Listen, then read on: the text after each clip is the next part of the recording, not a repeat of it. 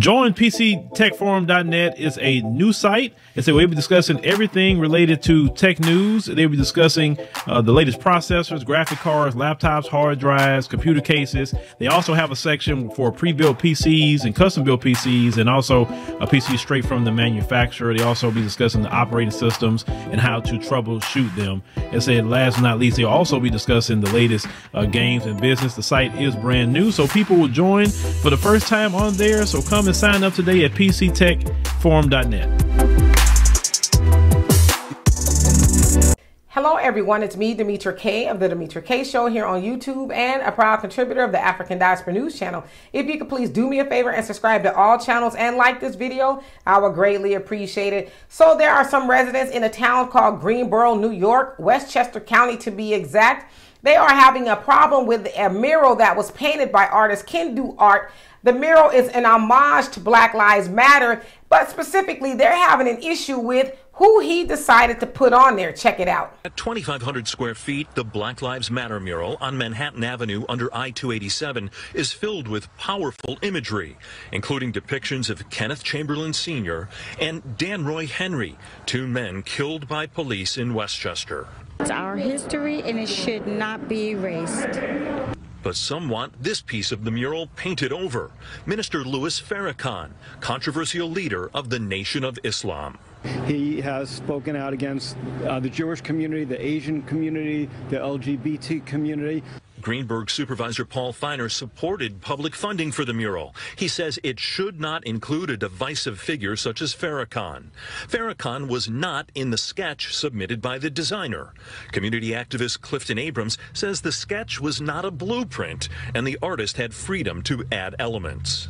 The Honorable Minister Farrakhan is a black leader. He did the Million Man March. He had over 1 million people in 1995. But they're going to dismiss that black people looked at Minister Farrakhan as a leader. So as you saw there, he decided to include that of the Honorable Minister Louis Farrakhan. And a board supervisor by the name of Paul Feiner has a problem with that. He's basically saying, well, you know, he's spoken out against the Jews, Asians, and LGBTQ. And so therefore, we don't think that he should be on there. Specifically, that the money that was used was funded by the public and it is on state property. And so it is also said that the board there that has 2 African Americans on it, they, you know, said that the artist agreed to paint over it, which makes me believe that they didn't fight to keep it there. But the artist Can Do Art was like, oh, well, I didn't agree to that. I don't know what we're going to do. I was told that the funding could be pulled and all of that. So basically we're at a standstill now.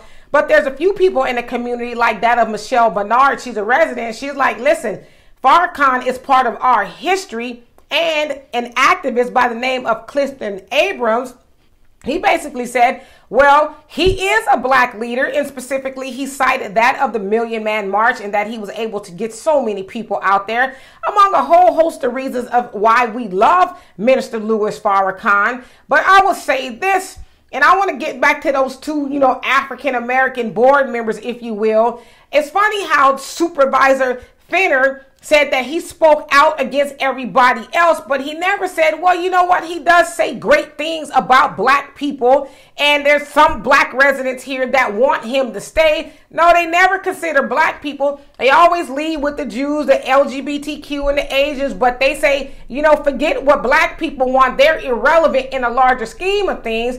But you know what? Back to those African-American board members who were okay with Farrakhan being painted over. It's like, why are you okay with that? Why didn't you say, you know what, we have black residents that want to see Farrakhan up there, and he has been a great help and a blessing to the black community, so we want to leave him up there. Why didn't they fight harder? And the other thing I will say too is I looked, and one of the board members' name is Gina Jackson, and then the other one is Ken Jones, and they are both Democrats. And you know, black people voted for them. But again, we as black people, we vote for people because they're black and they're Democrats. But we don't say, well, will you fight for us? What are you going to do for black people specifically? Because Paul Feiner I believe that's how you say his name. He seems like he is of the Jewish community, and he's up there fighting for his community. We don't want him up there. Well, where's these African American, board members that say, well, we want him up there? Y'all, if y'all drive by that mural, don't look. If it bothers you, where are they to say that?